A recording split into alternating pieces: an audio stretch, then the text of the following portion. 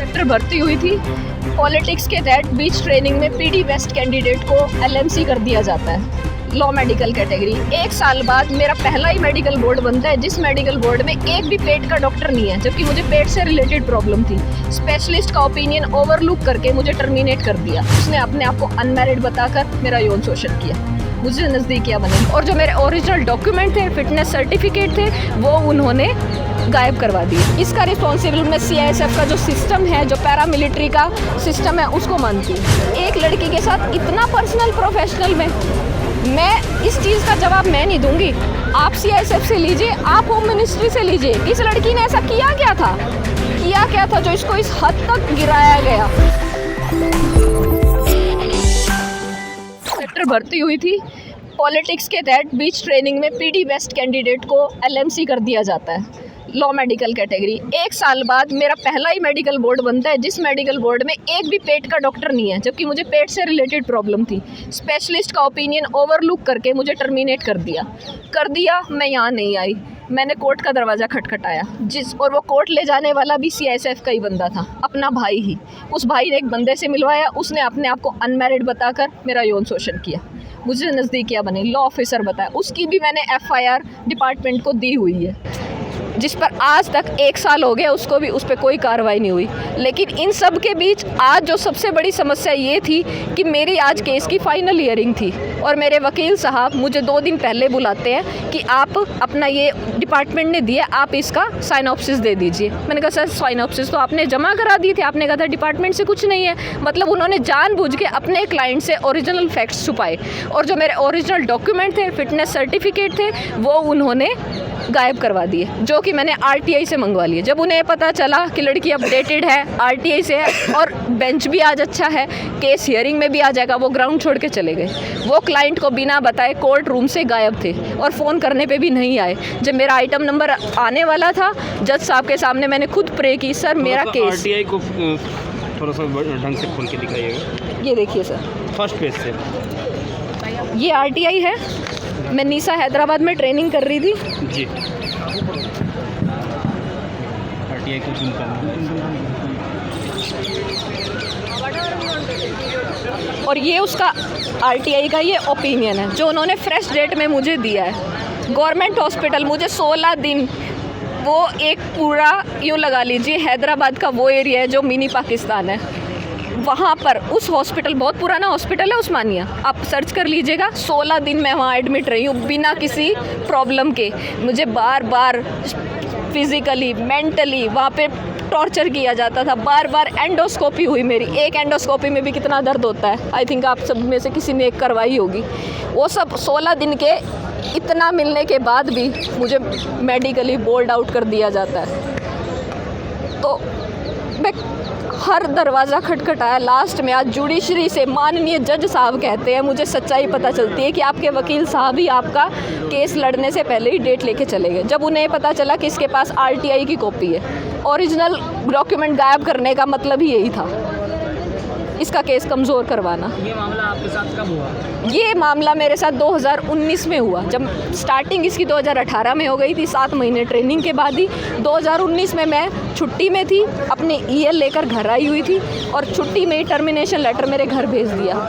एक लड़की के साथ इतना पर्सनल प्रोफेशनल में मैं इस चीज़ का जवाब मैं नहीं दूंगी।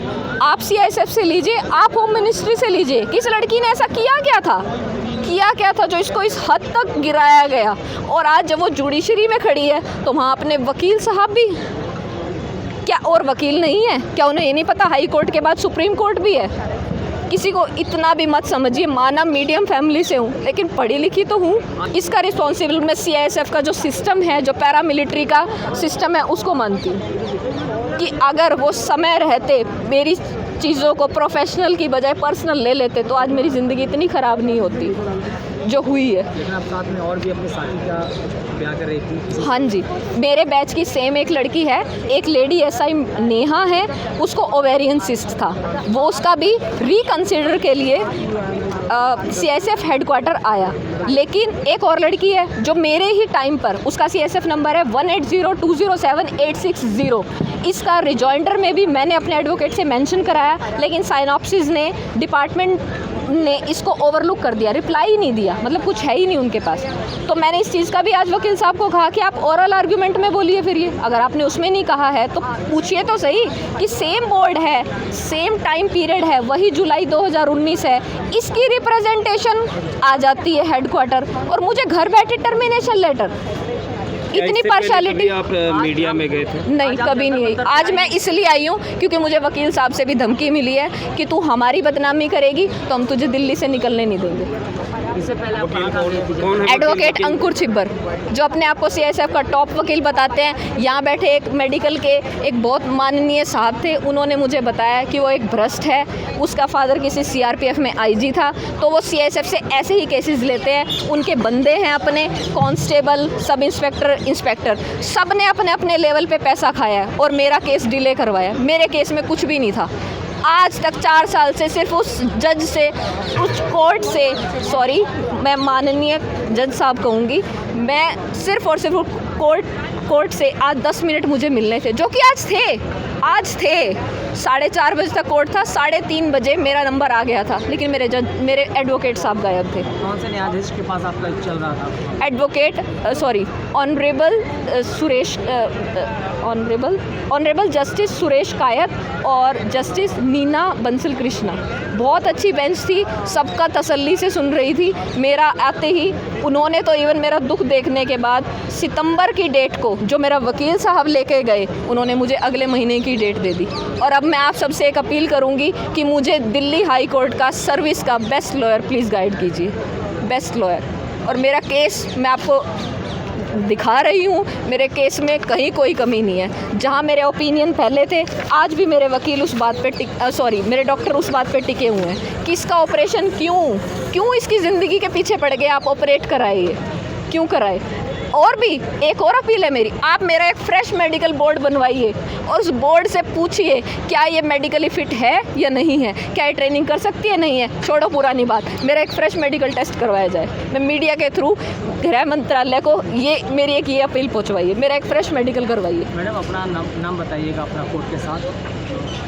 मेरा नाम दीपिका है, मेरा court number 3 Delhi high court में केस चल रहा है, CWP नंबर 463/2020, जिसमें आज तक वकील साहब ने डेट तारीख पर तारीख ही ली है। और आज भी उनका एक्सक्यूज़ ये आया है कि मुझे लगा शायद आर्ग्यूमेंट में केस आएगा ही नहीं, इसीलिए मैं तारीख लेकर चला गया। मैं हरियाणा हिसार की रहने वाली हूँ।